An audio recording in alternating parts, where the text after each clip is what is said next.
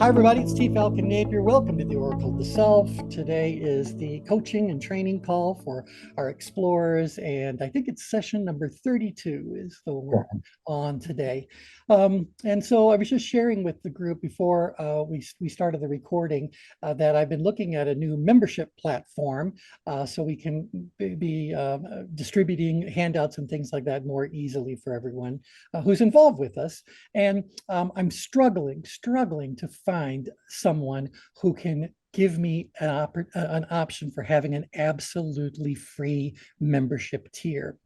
I've spent the whole weekend looking at this one company, and I have spent months and months and months looking at a whole bunch of others. But I wanted to share this with you guys for one specific thing, and that is today, I want you to focus on the Oracle of the Self in action. So all day long, every day, stuff is happening in the world around us. Stuff is happening to us. And so every time we are exposed to anything that's going on, we're going to have an immediate response. And that response is when the Oracle of the Self comes into play. So when it comes to having a free membership tier, or more specifically, since we looked at the change grid last time around, the activity would be something more like providing the free membership tier to our followers. I have to now go, well, what's my level of ability to do that? What's my challenge? But I don't even need to look at those specific numbers to know where I'm at.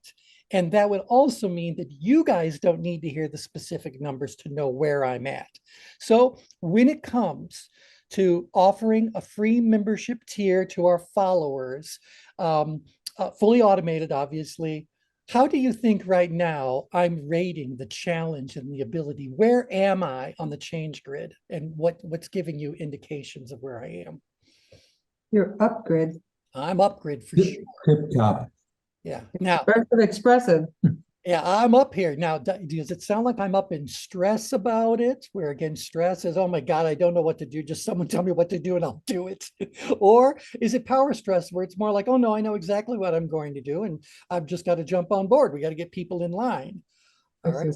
Chris says 11. Number 11. Yeah. So the challenge is an 11. And how do you think I'm rating my ability right now to get what I want, which is obviously I can get all the other levels. If it's a paid level, honestly, it's a no-brainer. But to give someone something for free, how do I rate my ability to do that? A 3. About a 2. Maybe a 3. Yeah. And so look where that puts me. 11 and 3, upgrade danger zone.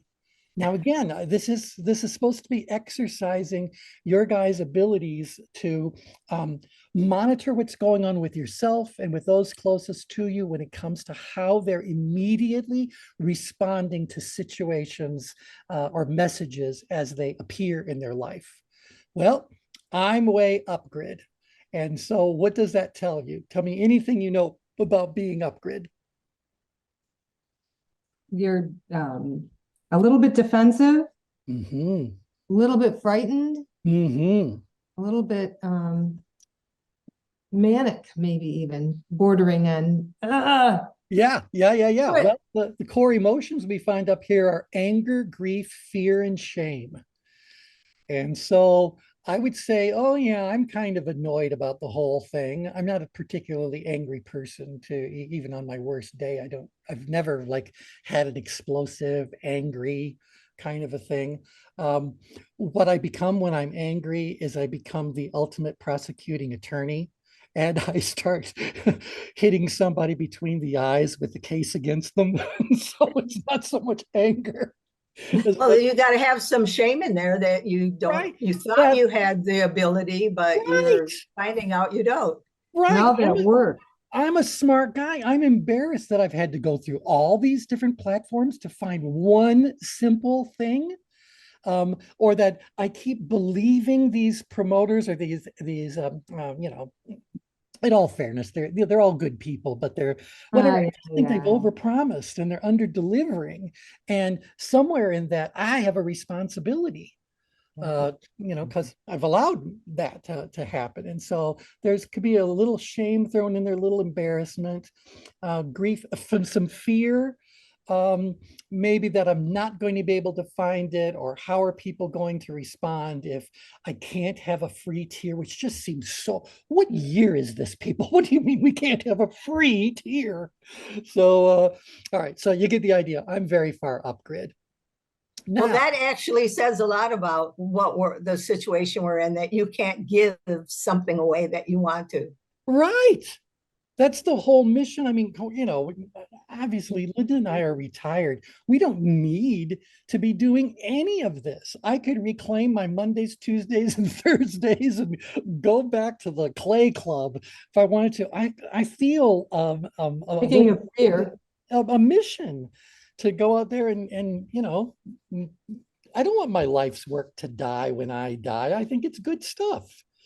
So, and people need to hear it. So, yeah, but you can still hear even that I'm still up grid. I can tell from the way that I'm breathing. I can tell from the amount of moisture on my skin.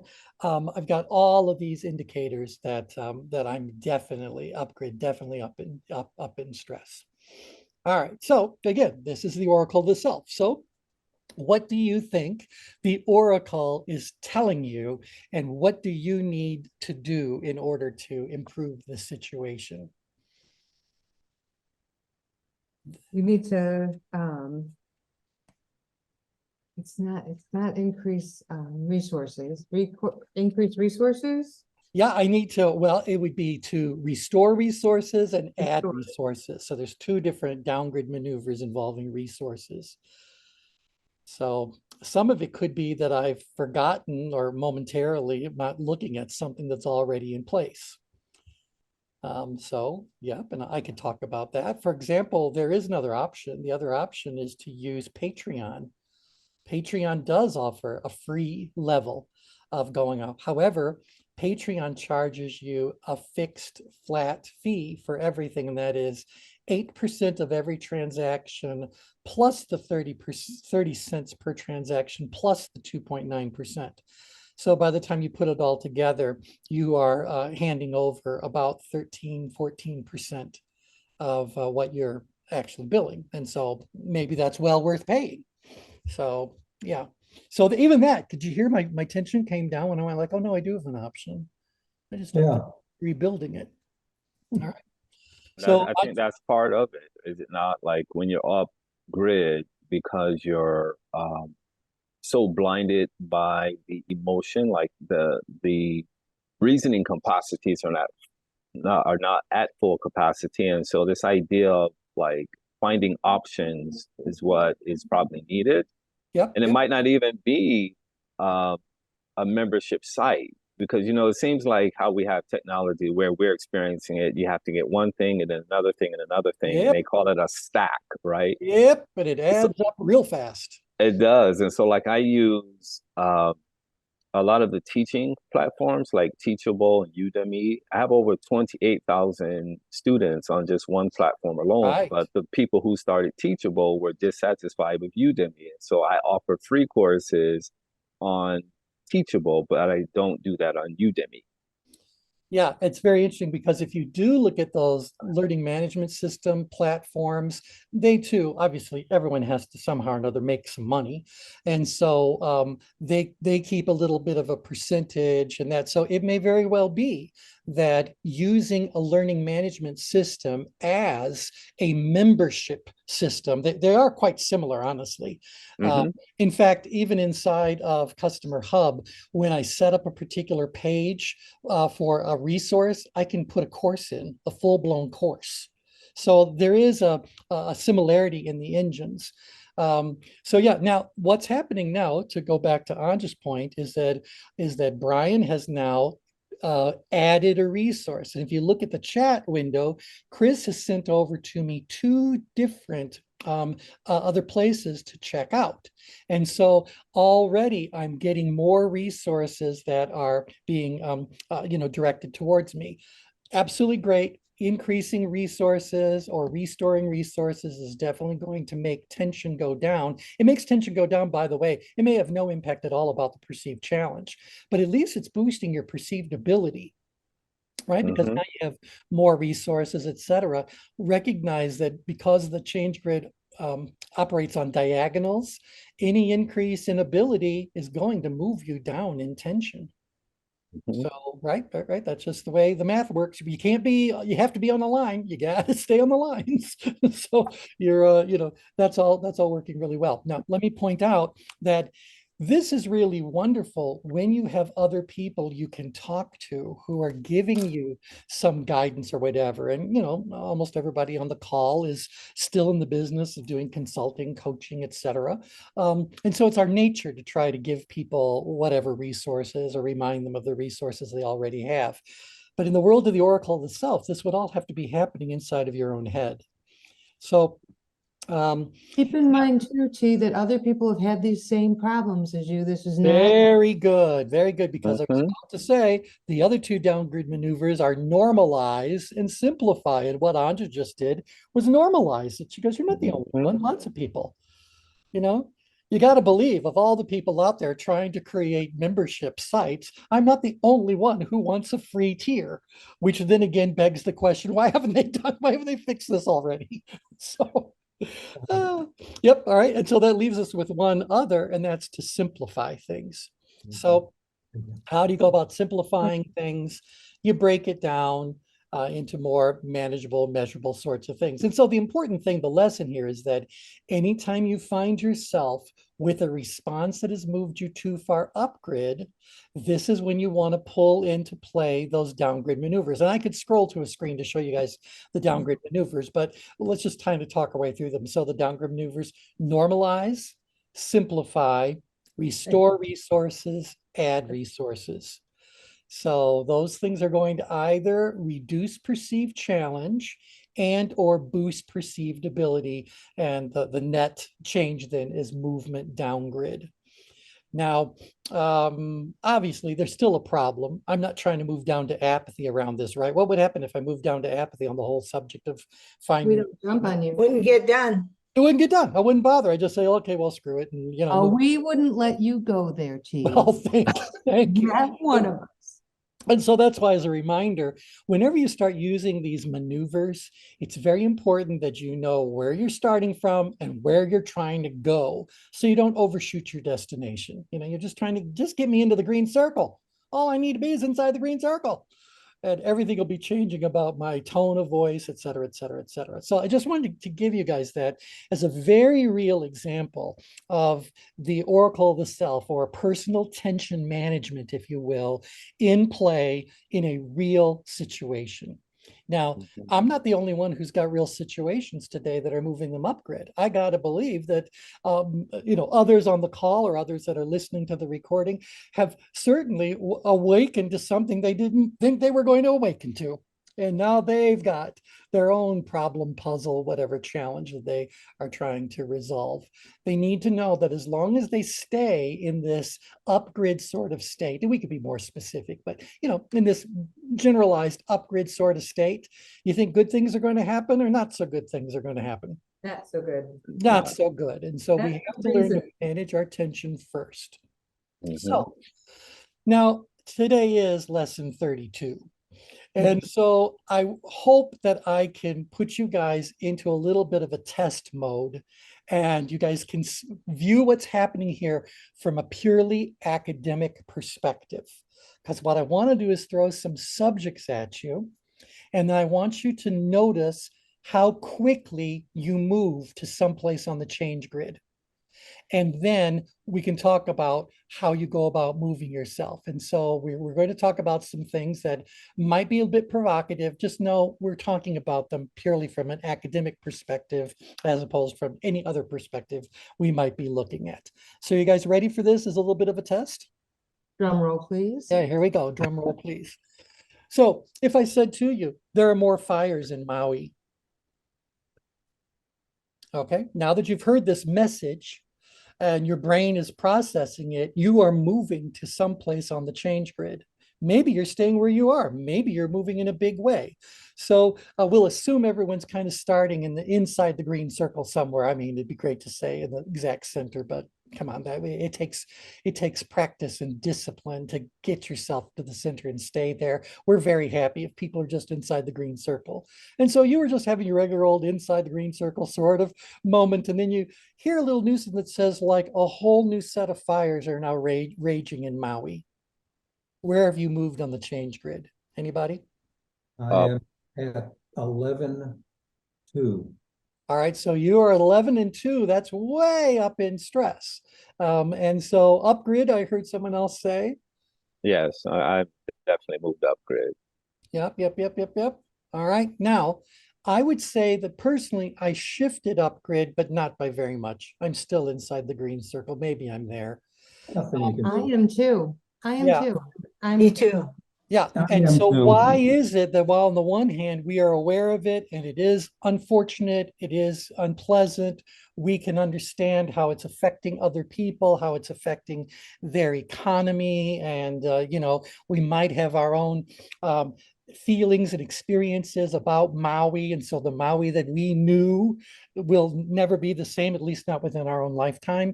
And so, Well, yeah, go ahead, Anjo. I have to say the Maui that we knew changed 10, 15 years ago. It Died in the literally, late 90s. yeah. It was that sudden We've that been watching this dwindling, this downward spiral, if you Mhm. will. And what I've heard about the bad decisions that have been made, and so Mhm. many, there's so many layers of good God, nobody was really at the helm, Mhm.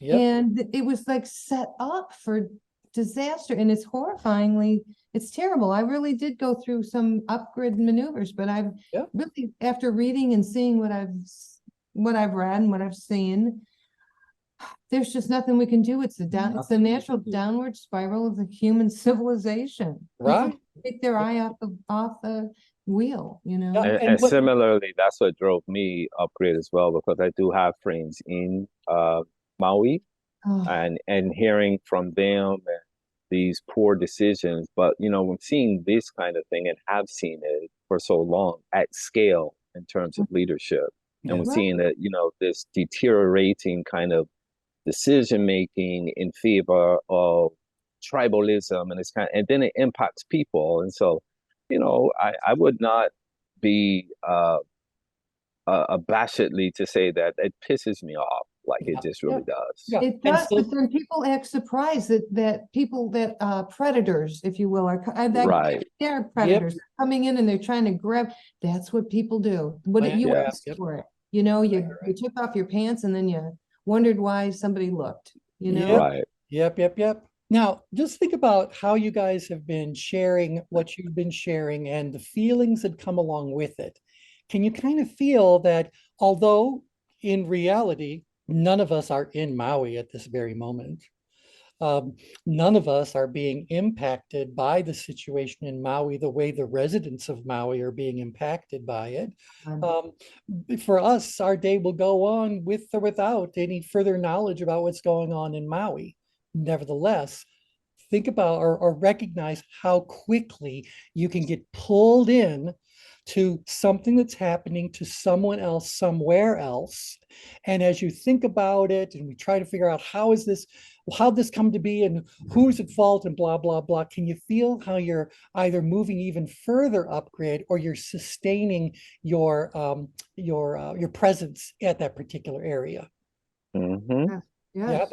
that's what's important in this whole lesson, is that you're aware that one tiny message can throw you into a different area of the change grid. And as you go there into that mind space is going to perhaps expand those feelings or reinforce those feelings, as the case may be. So what's really going on, do you think? How's that really happening? So how did you get hijacked, and why are you staying there, and why is it difficult to get back? I think I Brian like knows the answer, but let's hear. Yep.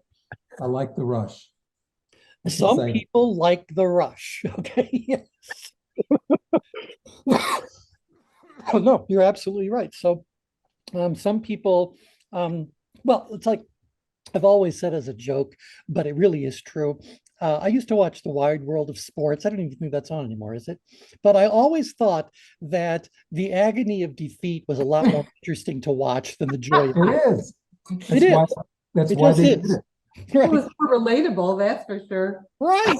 So that's why I always love that scene where the guy is coming down the ski jump and he gets just about to that point where he's going to be flying off the end, and instead he just falls off the end. It's like, oh, show that again, show that again, show that again, you know. So I completely get America's it. funniest home videos. Yeah, right. We want to Yeah. watch people get, guys getting hit in their, twig and giggleberries. It's funny to watch these reactions and that. So yeah, so that's definitely part of it. Yeah. I think that the German word for it, what is the word for it, where you are actually deriving some sense of pleasure from watching other Schadenfreude? people. Schadenfreude, right. Yeah, we're deriving some sort of pleasure from witnessing other people's pain. So, because it's not happening to us. All right. So again, you recognize there. Now, why are you staying there? Bottom line, the only reason why you are anywhere on this change grid is because you have currently have in front of you a bowl of neurochemical soup. And so it might be neurotransmitters, hormones, it could be all, but there's this bowl of neurochemical soup that you're eating out of or drinking out of. It's those neurochemicals that moved you to where you were. It is those neurochemicals that are keeping you there. Specifically when it comes to upgrade maneuvers, and Brian, you gotta add the specifics to this, but you move so fast because your limbic system is pulled into play.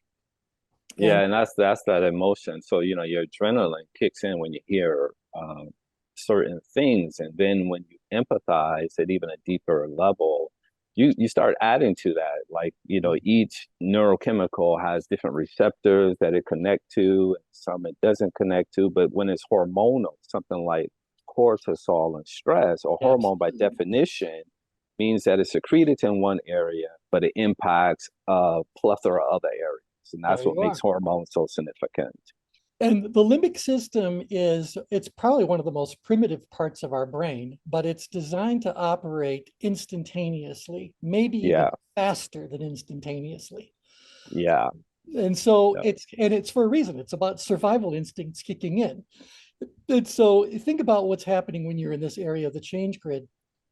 You've got in your brain, there is some little voice, and I'm hoping this voice is your oracle of the self, who's saying to you, I know this is upsetting to think about, but it isn't happening to you. You can kind of still acknowledge it and understand it without feeling like it's happening to you. Meanwhile, you've got the limbic system saying, shut up already. So, and a long habit of letting the limbic system rule the day is having a negative impact on the other system that's in play, and that's whatever's going on in your cognitive faculties, so in your cortex and other bits and pieces that are trying to help you look at a situation from that detached perspective, recognize that there are awful things that are going on, blah blah blah, and still not feel whatever it is that is really happening. Yeah. This makes sense. Yeah. And so absolutely. That's why it happens so fast. That's why it's so strong. And that's why you really have to recognize very quickly, again, well, lesson the oracle of the self. You have to recognize that you go like, wow, I just got hijacked. And I got to get myself in my core. How very interesting. Do that Buffalo maneuver. Look at and go like, why am I feeling anything? Let alone what I'm actually feeling. Why feeling is optional. I keep looking into this when it comes to Oracle of Self. Like, this has to be a practice that's based on some principles that you shape for yourself. Because when we talk about limbic system, right, that's in the midbrain. So that's a mammalian brain, as it's called, because we share that with mammals. And the brain stem is called reptilian brain because we share that with reptile. These systems are connected to autonomous nervous system. So it happens automatically, operates 10 times faster, than logical reasoning capacities of the cortex. And so while the cortex is supposed to be the superior function that separates us from all other species, it's the one thing that gets us in the most trouble because we don't operate out of it in the most efficient way. So for instance, in this instance about Hawaii, I didn't get triggered until I talked to my friend. Yeah. Right. So automatically this empathy, but still there's this opportunity for what's called the ACC, the anterior cingulate cortex, is where we toggle back and forth between what's reasonable and what isn't. So this is where you go between right and left brain. But because I was so hearing this message from my friend, that was hijacked or certainly minimized. And so there's too much emotion in that point. And so it takes us out of what I call being fluid intelligence. When we're working with emotions, you have to be fluid intelligence. You have to practice that. And that takes time. Yeah, it certainly does. You have to be self-aware.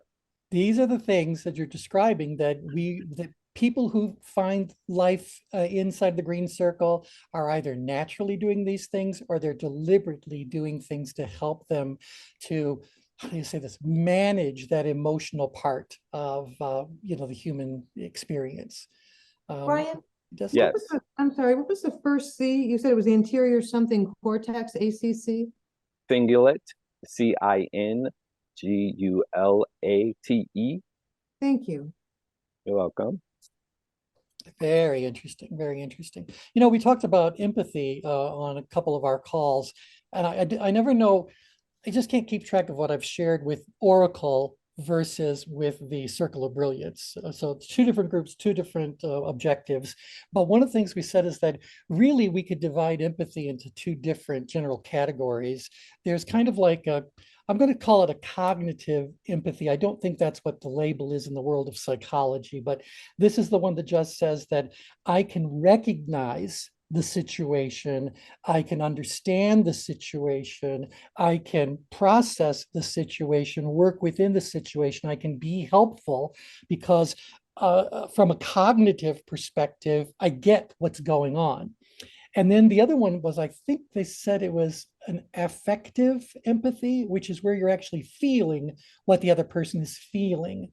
So this difference between understanding what they're going through and feeling it as though it's happening to you. And I guess we covered that. We talk about being detached versus attached to what's going on. And it does take practice for us to be able to keep our attachment under control. Because if we get fully attached to what's going on, well, then we might as well be in Maui and our house might as well be blazing. Yeah. Right. And so that's not going to help anybody or anything. And it's just going to ruin your day and eat up your energy and all that. And it's not even really happening. So again, a little side question. How many of you know people who spend a good deal of their day every day feeling things and responding to things that are not happening to them? It might have happened years and years ago, but it's gone. It might be happening to somebody else, or they get sucked into other people's drama. Right. Yeah. I think that's that.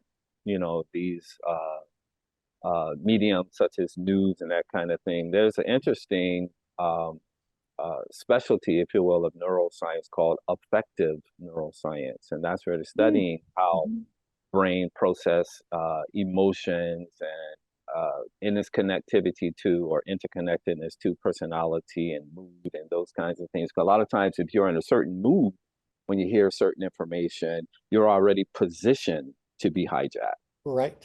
So right. this homeostasis kind of thing, this balancing, or in neuroscience called interoception, we're always looking for balance, but there's some situations that can take us out of balance more quickly than others.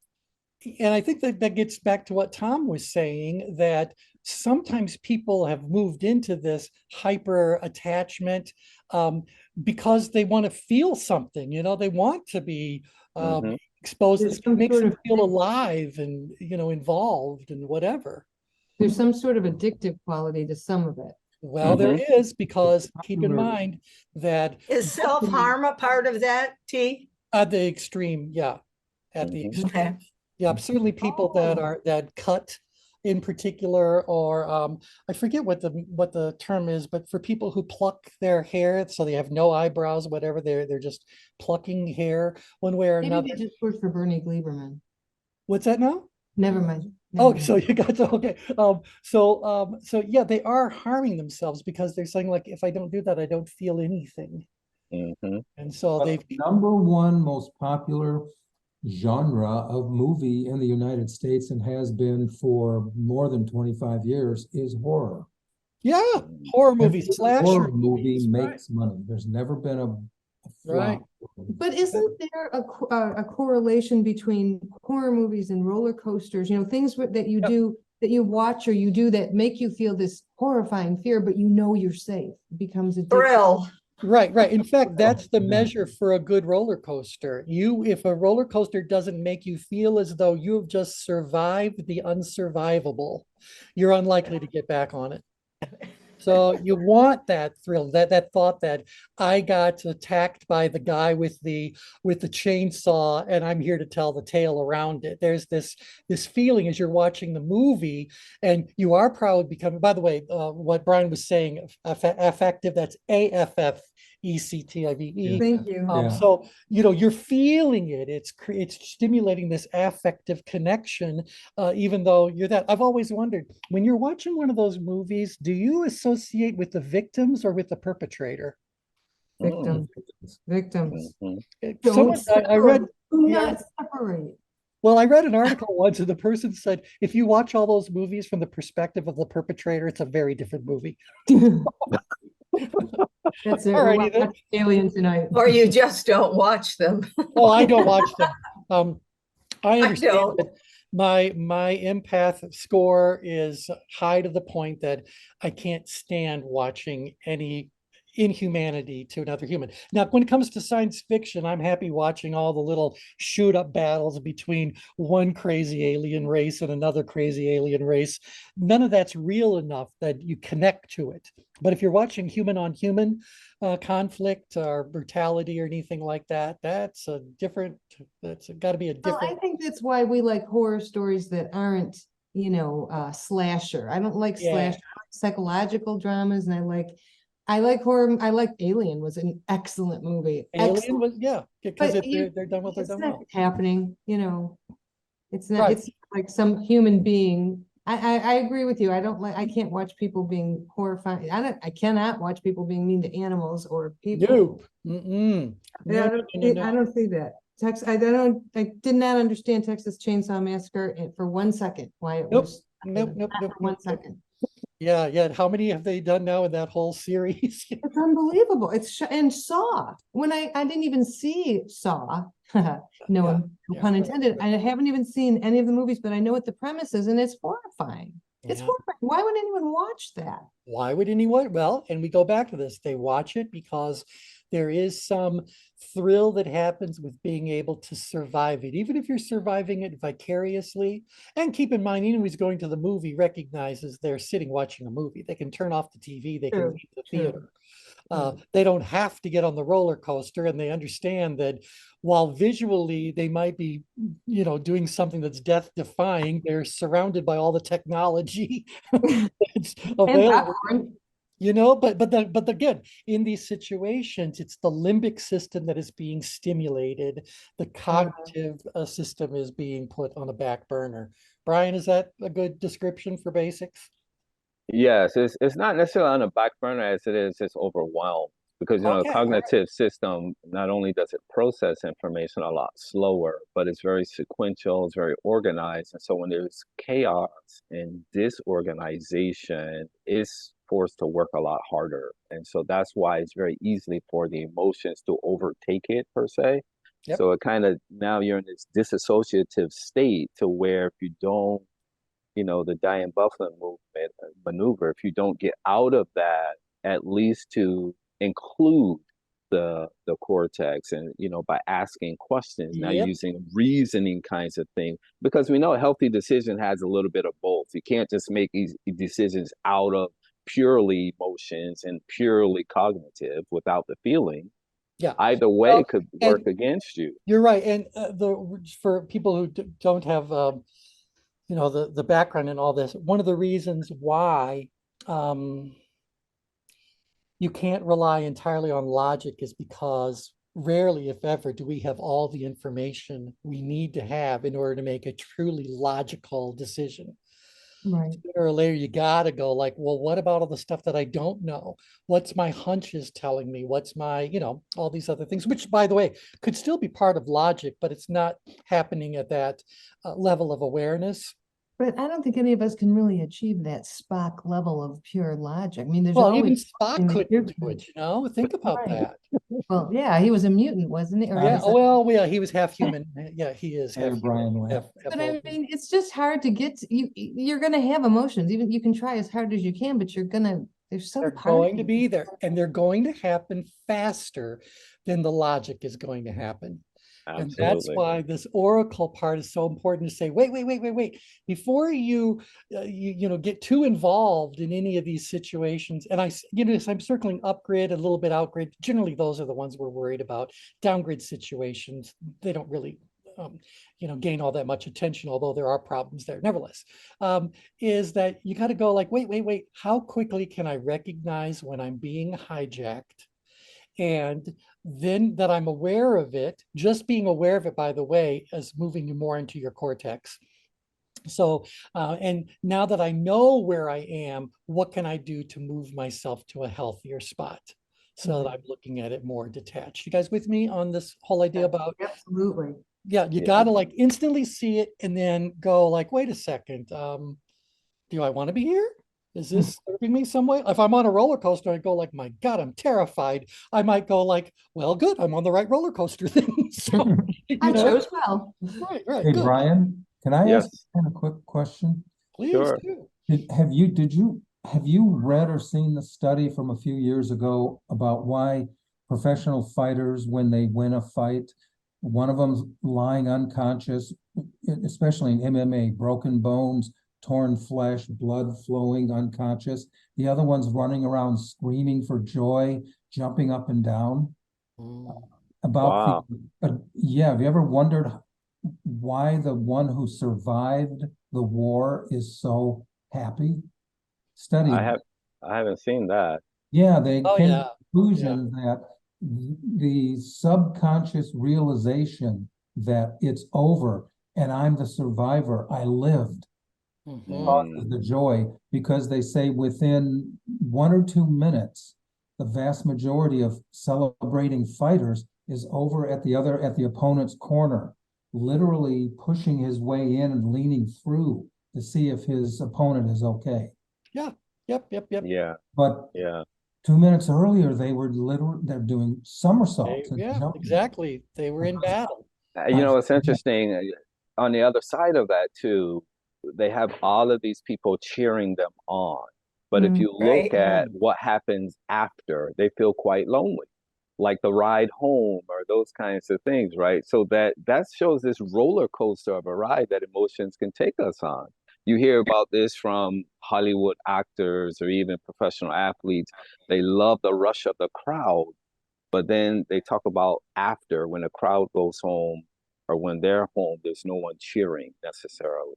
And they have to reconcile that some way. And that's when they fall to, substances and that kind of thing. So it's an interesting dynamic. Yeah, It's like the gladiators. This has been going on for thousands of years.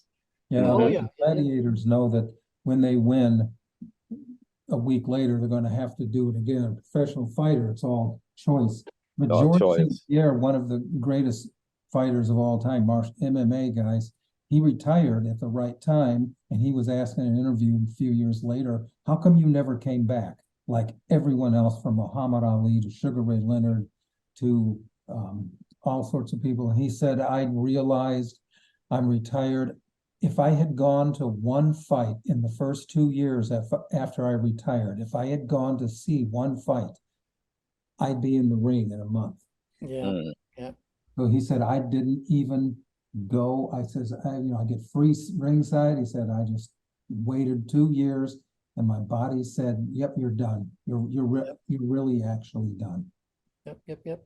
Well, if you think about most sports, aren't most sports kind of like controlled battle? Yeah, oh, yeah. And so yeah. maybe that was how, sport was invented in order to give the military or the protectors an opportunity to practice without harming one another. And, they had to turn it into something. And so this is the hooping and the hollering and the celebrating and all that. I have to believe that an athlete who's doing the best job they can in one of these pugilistic sorts of things, if they find out that as a result of that fight, someone else is now permanently damaged or dead, you have to believe that they're going to feel a different set of emotions, Hmm. because that was never their intention. Their intention was only to win. Yeah. But So, maybe in the heat of that battle, that intention reared its ugly head when, Yeah. well, it does. And again, we can look at neurochemistry to go, adrenaline is kicked in, survival instincts have kicked in, dopamine is always the reward, and Hmm. people get to be addicted to that whole adrenaline thing. I mean, I can't imagine. I mean, personally, I can't imagine anyone being okay with getting hit as a way to make money. It's just like, I don't want to get hurt. yeah, I avoid that at all I costs. avoid that. And Right. Brian, as you know, regardless of the movies, Chuck Norris movies and even Bruce Lee movies, if you're in martial arts, you're going to get hurt. Yep. Yeah. You Yeah. suffer physical damage, Yep. no matter how good you are. Yeah. Yeah. It's part of it. Exactly. That's part of the package. Exactly. You know? So T, I have an interesting question that just comes to mind. Yep. I've been keeping a journal to see how quickly I move. Yes. And so, the question that you were asking about Maui was an interesting one because I was calm. I haven't heard from my friend in a couple of weeks as I put out calls to just see if he's okay. Yeah. So I was relieved to hear from him. We both went to medical school together, so he's out there volunteering, although he lives there. But then when he was sharing the stories, that brought me up. So I was wondering, like, when we talk about these downgrade maneuvers, and we don't want to go too far, so we want enough to get back center and then move where we think is most appropriate. So is that in and of itself like a skill set or Yeah. something, or Yeah. And uh, that's where we start talking about. normalize might just be enough, Yeah. and then you go from there and That's all. see, or how do you experiment with that? Well, the first thing is, and we'll get to this as we work our way through a bunch of other scenarios, but this idea about everyone having their own PowerPoint maneuvers. The Ah, fastest way for you to get out of this upgrade situation or an outgrid, downgrade, ingrid situation is for you to move yourself to the center of the change grid using totally different thoughts, techniques, etc., than trying to just do the downgrade, etc. So for example, I know that no matter how challenging of a day I might be having, that if I go and do my workout, I'm going to feel more centered. I mhm. know that if I stay on the program, eat stuff that's good for me, I'm going to find myself in a more balanced kind of a place. So for some people, it might be meditation, doing their yoga, going for a walk, even practicing certain routines at home that might become a bit of a ritual, like the way you go about, like I learned something very interesting about Japanese culture. I don't know if you guys know this, but one of their key success skills, and this is something that they've studied for even top executives in their organizations, is that they clean their own toilets every day. So I know that sounds like a very weird thing, but they said that if every day you as a Japanese citizen clean your own toilet, you are practicing the art of humility. You are making something look really, good for you and for somebody else. And so this whole idea is about doing something that somehow or another centers you again. So it could be anything, but for, at least in that culture, that's one of the things they do to say that is a centering behavior. So before my day goes out there and becomes whatever my day needs to be, I'm going to do a few things that are going to remind me of who I am, where I'm situated. And by the way, they'd say, I forget, it was the guy that was the CEO of Mitsubishi. Okay, you got to believe he makes gazillions of dollars. He's got staff galore. He cleans his own toilet every single day. So I thought that's a really interesting kind of a thing. So it could also be practices that you just kind of do. Like I know, again, this stuff on the surface seems silly, but it's really true. I find having a very clean kitchen a very satisfying and centering thing. So getting the dishes done and everything put away. I know it's something that Linda agrees with me on. It's just kind of like there's just something about that makes everything feel right in the world. And so Well, I have to say that would look a lot better on a t-shirt. I love a clean kitchen than I love my clean toilet.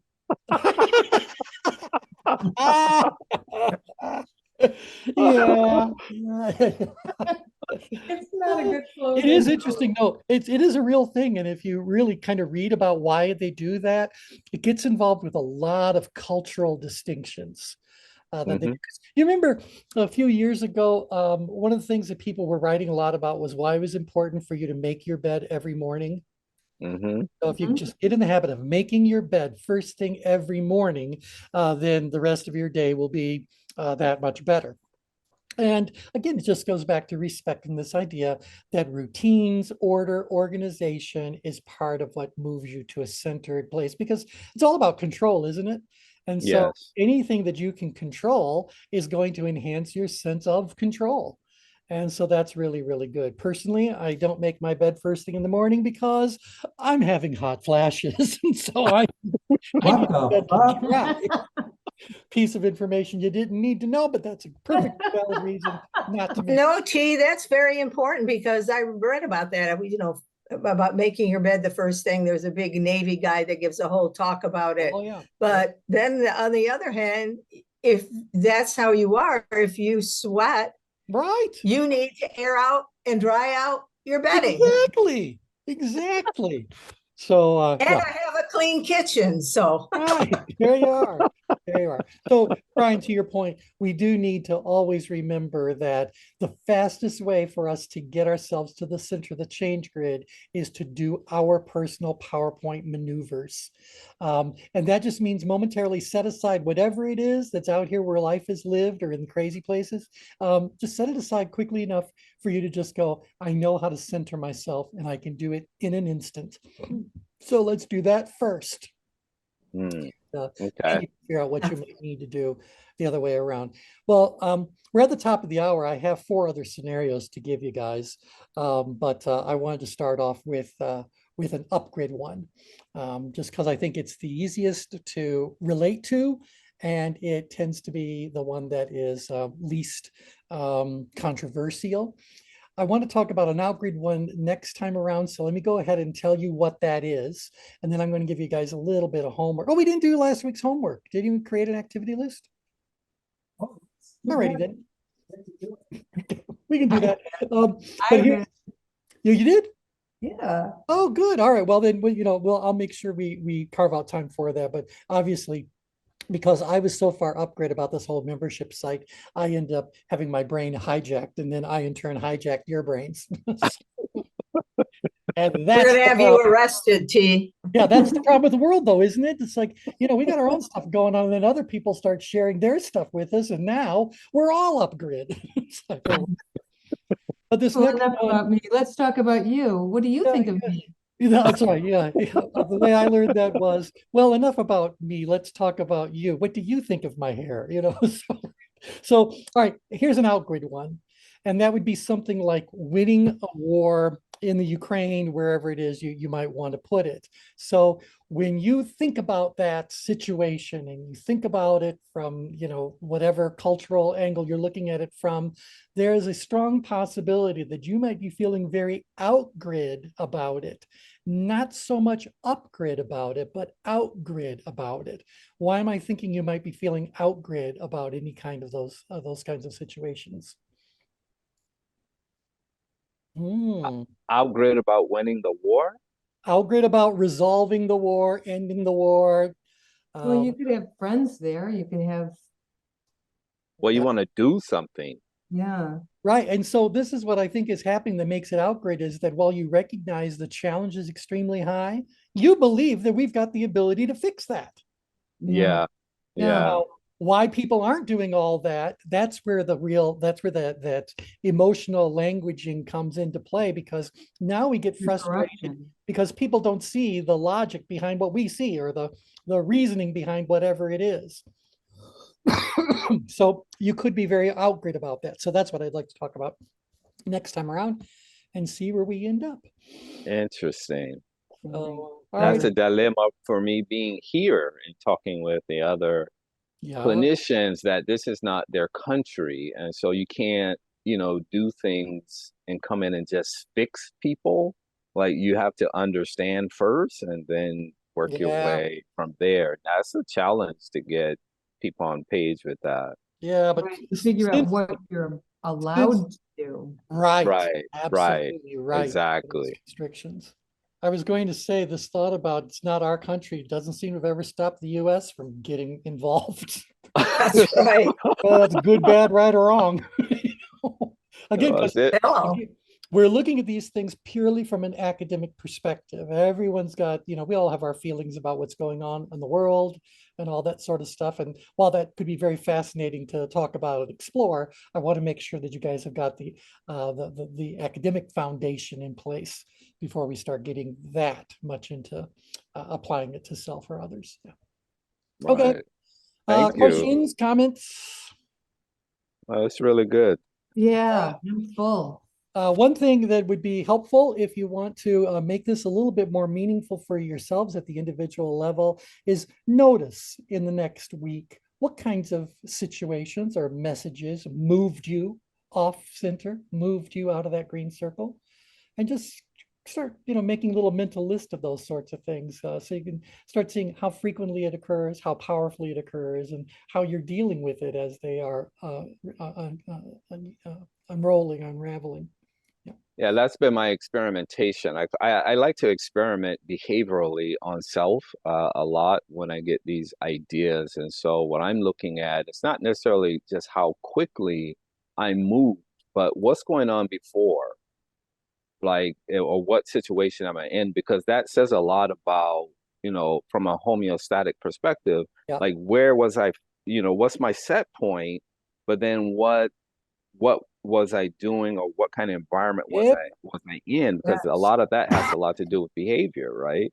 You're And absolutely right. so I know that like when my friend called and said like he's okay, then he went into the story. Well, I had a full on, like I'm doing probably 80 hours, 100 hours a week. I make time for these calls for my own Absolutely. oracle, right? Like I can Absolutely. easily say I don't have the time, but I make time for it. So Yeah. I was already exhausted like when he called. And plus our difference in time from Hawaii to here in Central America. Yeah, no. And so he called, it was like real early in the morning. And so I was already off guard, so to speak. I was excited to hear from him, but then when he went into the story, it drove me way up, like way up there. It's like, man, this is going all over, and I'm seeing the same thing here, and this and this and this. It was Misery loves that, company, and so you get yeah, sucked into it. You get sucked it into was it. it was that To your easy. question, the first thing that we want people to know is to recognize when they've been derailed so that they can move themselves back to a healthy place. Then we want to start looking at how aware can you become of the things that trigger you getting derailed, so that you can stop things at the point of trigger instead of getting into it and After. fixing it. How can you stop yourself from getting into it to begin with? Right, right. Prevention. And Yes. you can do that. I do believe. I mean, I've spent a lot of years working on it, but there's a great deal of things that are happening in the world around us that people that I know and interact with find very decentering, if you will, throws them off their game. And for me, I feel nothing about them at all. I mean, cognitively, I know what's going on, and I can certainly discuss it, but I don't feel anything. So yeah. All right. Anyway, there you go. Interesting. So you guys have yourself a wonderful week, and we will. Thank you. You do the Now same. wait. One little thing is next week Monday, Labor Day. Yes. So we're not doing anything. I would rather just hold our call and whoever. Me too, shows up can me show too, up. me too, emphatically. Okay, so we'll stick with our schedule, and we can all go and do other things afterwards. Okay. It's a Hey, day Steve, day before my birthday. Is that right? Yeah, September 5th. So day before my September birthday. 5th. I'll be Well, a big 54 years old. Oh, boy. Oh, you're just a baby. I'm gonna say, I think, let me look. Chris, is he younger than you? Yeah, I think I'm younger than Chris. Yeah, so you're Yeah. Okay, I'm gonna steal his thunder. I just turned 78 last week. Oh, Nice. Happy birthday. there you go. August 26th. Yeah, Chris just chatted over when he's 56. So Yeah. he's still our baby. Yep. And All that's why I right, like good. this call, because I learn from everybody. Well, that's wonderful. That's wonderful. Learn what not to do. Yeah.